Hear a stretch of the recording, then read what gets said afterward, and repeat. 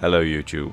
In Tamriel's storied history there aren't many people who can claim to have killed as many Dark Brotherhood assassins as Lyra Viria, nicknamed the Black Dragon. This warrior, who worked for the religious order of Akatosh in the Second Era, killed many Dark Brotherhood assassins, nearly driving one of their chapters completely to destruction. However, despite this fact, her story is a tragic one of loss, politics, manipulation and failed redemption. So strap in, as today we're recounting the tragic story of Lyra Viria, the Black Dragon.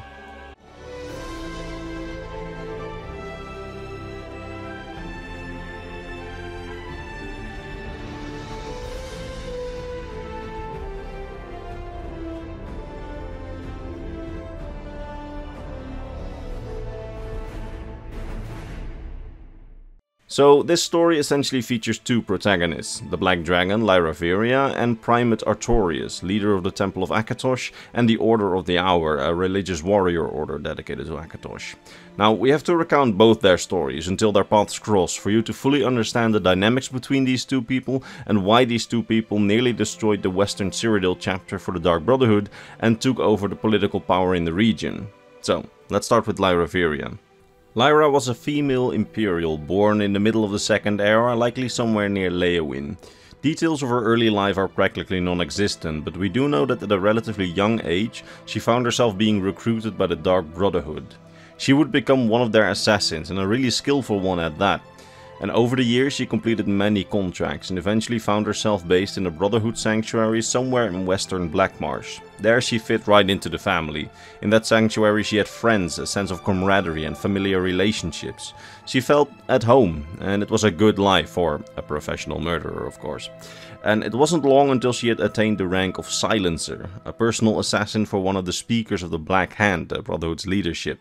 It was a successful life, but before we can continue her story, we now have to take a look at our second protagonist, Artorius Ponticus. His youth was very different from Lyra's. He grew up pampered in a rich family in Cyrodiil, and he was the youngest son of the house. And unlike his older brothers, he didn't really have a direction in his life.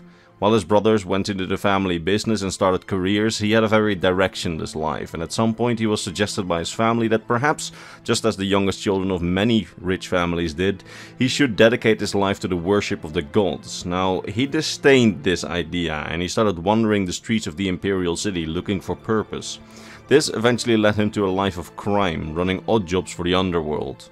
To him, this was a life of excitement and adventure, and he felt like he had a purpose. But it didn't take long for him to get arrested. Now, while generally his actions should have been punished by severe prison time or perhaps even death, his father's influence and wealth persuaded the captain of the guard to give Artorius a different punishment. Rather than prison time, he would spend a year with the priests of the Temple of the Divines in Wayrest, then part of the Longhouse Empire, where the priests would send him straight. There he mainly had to do chores and daily worship, studying scripture, that kind of thing. While at first he disliked this life, it's said that he eventually took a liking to the scriptures of Akatosh and got a particular affinity with the dragon god of time. This became so clear that when the then primate of the Akatosh Cathedral in Kvatch, a man named Jonas Coventine, came to visit the temple in Wayrest, he managed to convince the young Artorius to pledge the rest of his life, after his year of mandatory service, to the worship of Akatosh. Now, as a priest of Akatosh, Artorius wanted nothing more than to serve in the Cathedral of Akatosh in Kvatch, the Tamrielic center of Akatosh worship. But in order to serve there, one must be invited by the primate. Luckily for him, something quite miraculous happened, which put him right on the primate's radar and gave him an invite to come serve at the cathedral eventually. It was called the Miracle of the First Shrine. Now, a disclaimer. We get this story from sources all written after Artorius' ascension to the highest office in the Temple of Akatosh, so this may be partially or fully propaganda. Especially since we know that from the moment that his priesthood started, he did everything he could to get favor with the higher placed priests, so he could try and weasel himself into higher positions in the clergy.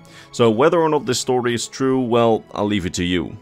Okay, so the story goes that one day a man brought his dead son to the Temple of Akatosh. Artorius was serving there at the time, and the child was dead, impaled by an arrow, so dead. But Artorius placed him on a shrine, and then Artorius prayed to Akatosh for 3 whole days straight, until he suddenly began talking in a strange language, and the shrine began to be enveloped in a mysterious light, which through Artorius reached the dead boy, which was then once more alive, and the arrow which had impaled the kid was gone. He was alive after multiple days of being dead. Now people called that the miracle of Akatosh.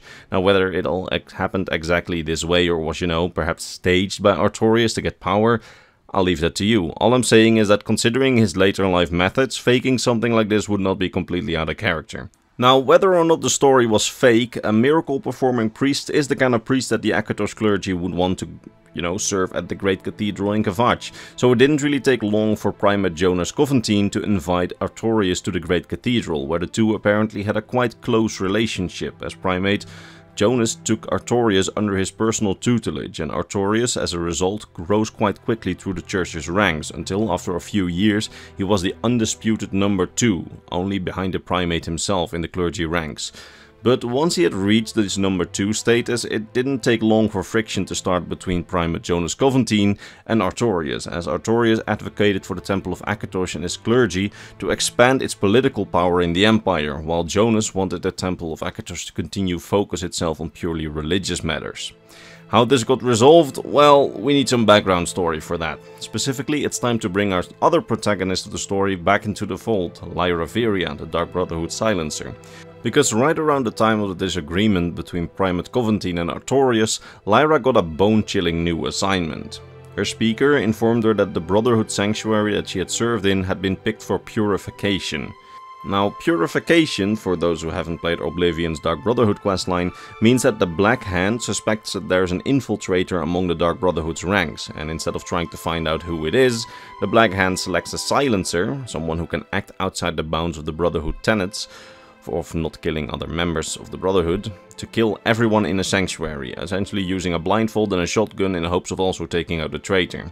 Lyra, as silencer, was chosen for this crude method, and she was then tasked to take out everyone in her sanctuary by Sithis' will.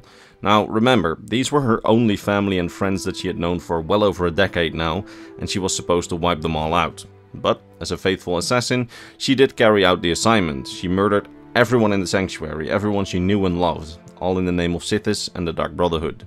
She did it all with a heavy heart, and by the end, when all had been slain but her, she apparently wept and she felt broken and lost. But there's no room for mortal feelings in the life of a Dark Brotherhood silencer, as mere moments after she had just killed everyone she loved, her speaker entered the sanctuary and told her to move on to the next assignment.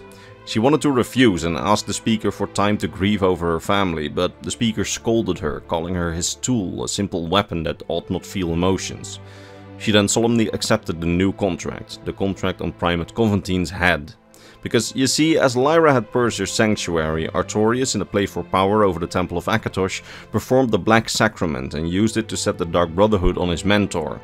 However, instead of just letting Lyra kill Primate Coventine, Artorias awaited her before she carried out the deed, either because he wanted to see what assassin the Dark Brotherhood would send, or through some other motive. However, when he noticed how troubled Lyra was, distracted, still grieving over the friend she had to murder, he altered the game. He talked to her and tried to convince her that through Akatosh and Akatosh alone she could gain redemption for her weighty conscience. She didn't believe him at first, arguing that for a vile murderer like herself there was no redemption, signaling how she had become completely disillusioned with the Brotherhood at this point. However, he would manage to convince her in the end, arguing that Akatosh performs miracles all the time, and through her talent for murder, she could help carry out the Dragon God's will, which then in turn could save her soul from the Void and Sithis, arguing that her soul could yet be saved if she would become his champion, a sword for Akatosh, the Black Dragon that would burn away evil's darkness. Through Lyra's desperation and guilt, she agreed, seeing a chance for redemption and divine forgiveness for her sins. She became the first Blade of the Order of the Hour, an anonymous warrior going by the nickname the Black Dragon, donning a black-trimmed warrior armor with full helm adorned in Akatosh heraldry. Her first act was to silently kill Primate Coventine, her original contract, and then fake her death as a Brotherhood assassin so she could return as the mysterious anonymous First Sword of the Order. Primate Artorias then became somewhat of a mentor to her, and the two actually became closer as Lyra got indoctrinated into the Akatosh cult and faithfully carried out her new master's bidding, who had now officially become Primate, killing those who stood in his way with Lyra's talents to enlarge his power in the Akatosh clergy. This arrangement of the Primate and the First Sword functioned for a few years as Artorias strengthened his grip on the clergy and the militant Order of the Hour that also served him. And then the dream of any power-hungry leader of a church and militant group came true. The Empire fell, and the Emperor Varen Aquilarius disappeared, and the forces of Molag Bal invaded Tamriel. The continent descended into absolute chaos as the three great alliances in the Daggerfall Covenant, Altmeri Dominion and the Ebonheart Pact invaded Cyrodiil, and everything just went to absolute crap. You can see that story in my recap of the Elder Scrolls Online's main questline, which is in the description of this video. However, this chaos on Tamriel is just what's important for this video, as it meant that without a central government to keep everyone in check, Primate Artorius was able to make his power even greater. However, there were two obstacles to that. Kvatch, the city of the cathedral his order is located in, was still ruled by Count Carolus Aquilarius, the nephew of the late Emperor Varen, and crucially a man with a conscience who doesn't like taking underhanded measures. And second, there was the obstacle of pirate queen and self-proclaimed governor of the nearby city of Anvil, Fortunata Abdugul, who was looking to potentially conquer Kvatch with her pirates after having conquered Anvil. And if she did, that would be the end of Artorius' attempt of gaining more power, since Fortunata wasn't particularly keen on sharing power with a church. For the full story on how Fortunata came to power, by the way, check out my video on her, which is also in the description. Anyway, when the Empire fell, the situation on the Gold Coast had become quite complicated. You see, when the Empire fell, Fortunata Abdugul tried to force Count Carolus Aquilarius to join forces with her to quote-unquote preserve the Gold Coast's independence against the three great alliances. Very reluctantly, Count Carolus agreed, as at that moment, without any Imperial reinforcements from Cyrodiil, he stood very little chance against Fortunata's pirates if they were ever to invade Kvatch. So, as he agreed to Fortunata's quote-unquote alliance, and she ready to send some of her troops to Kvatch to quote-unquote reinforce it, see, conquer it, Count Carolus went to the only one that he could to go for help. Primate Artorius. He asked the Primate, despite his knowledge that this would probably be a very bad idea, whether the Order of the Hour, the militant order of the Temple of Akatosh, could reinforce the city guard so that they would have the numbers to together maybe repel a possible pirate attack by Fortunata and stop the troops that Fortunata sent to their gates. Artorius, seeing an opportunity to enlarge his own power, obviously agreed to this and quickly started expanding the Order of the Hour and the responsibilities of the Order to a far greater level than what Count Carolus had asked for. Essentially officially starting a power struggle over the authority in Kvatch with Count Carolus, trying to marginalize the Count as much as possible. So now we have a power struggle over Kvatch between Count Carolus and Primate Artorius, and a power struggle over the greater Gold Coast between the two of them and the Pirate Queen, Fortunata Abdugul, who rules Anvil. For some time they basically kept stabbing each other in the dark, trying to increase their power while putting up fake smiles and cooperating quote-unquote with each other publicly, having very tense public relations. But the power struggle quickly turned dark as Fortunata Abdugul started to use the Black Sacrament and the Dark Brotherhood assassins to kill the other's underlings to intimidate the Count and the Primate. This was scary for Primate Artorius, as he knew the power of the Dark Brotherhood. After all, he's used them to kill his former master, and thus knew that this could very quickly spill out of hand, as it likely wouldn't be long until either Fortunata or maybe Carolus would get the idea to use the Brotherhood to kill him off. So, he then decided that the Dark Brotherhood would be too much of a wild card to leave alive in the area, as their involvement in the conflict was just too much of a risk.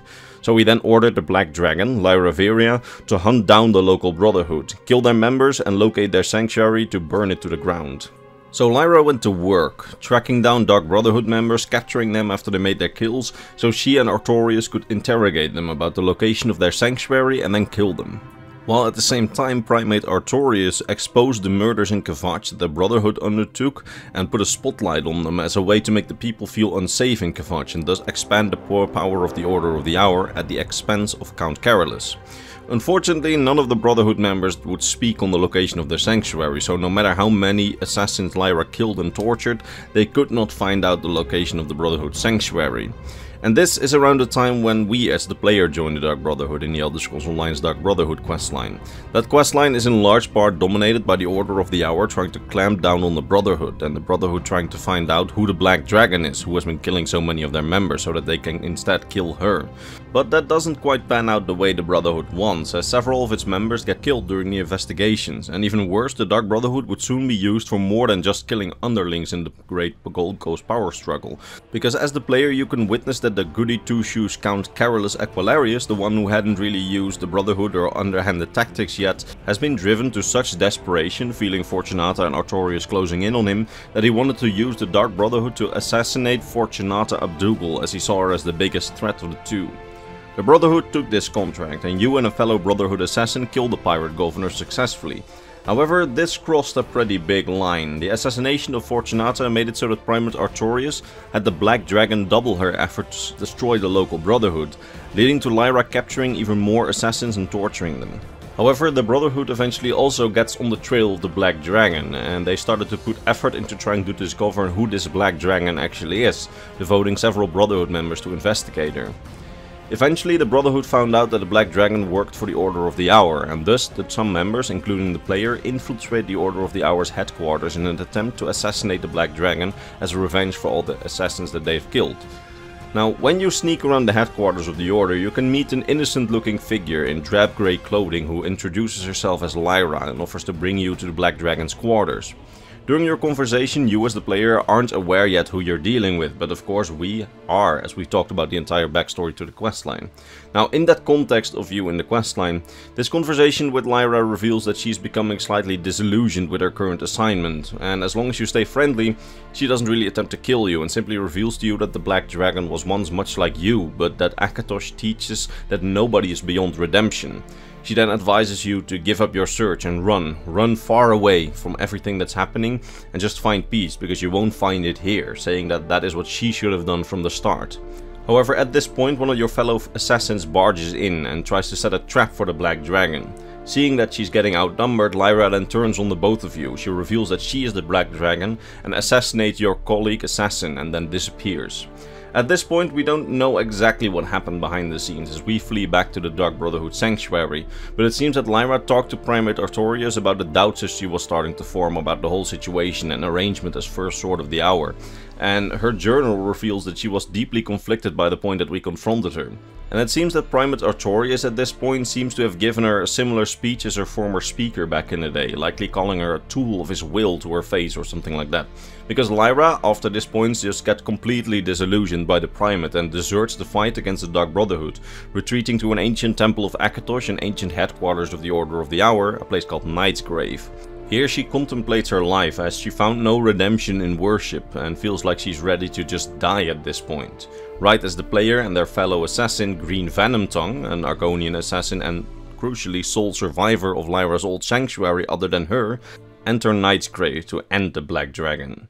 As you make your way through the ancient temple complex, Lyra keeps telling you to turn back, says that she is done being used and doesn't want to kill any more people, especially not one of her few surviving comrades, as she didn't know that Green Venomtongue survived.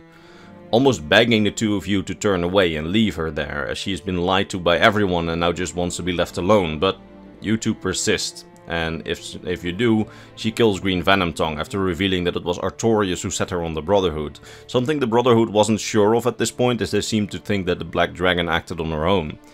Now, you then face her in battle and defeat her, but it turns out that even Akatosh couldn't bring her redemption in the end, or perhaps he could, but her betrayal of the Order in the end led to her being abandoned by Akatosh.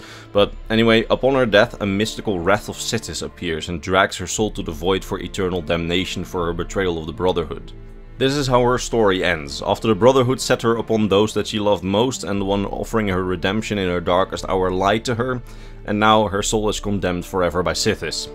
She was quite a complex character who was thrown into conflicts not of her own making, and she ended up seeking redemption only to then be used yet again and finally be damned for eternity. It's quite the tragic story, and the fact that the Brotherhood impales Primate Artorius with his own staff not long after in revenge for setting the Black Dragon upon them at least gives us some further closure on this story, and in a way at least a small way to avenge Lyra, who, you know, she was kind of a terrible person since she was a murderer, and I mean, Dark Brotherhood people just generally are murderers, so not that great people, but, you know, they're protagonists in stories, so I guess we will want to avenge her. I don't know, I'll leave that up to you how you feel about that. That being said, the assassination of both Pirate Queen Fortunata and Primate Artorius left only one of the big three players of the Gold Coast power struggle alive, that was Count Carolus, who would then take on the rule of the entire region. The Dark Brotherhood would then continue to operate, and the player gets the title of Silencer for the Brotherhood from their speaker. And good all good. Except for Lyra, whose soul you know, internal damnation. But hey, can't have them all.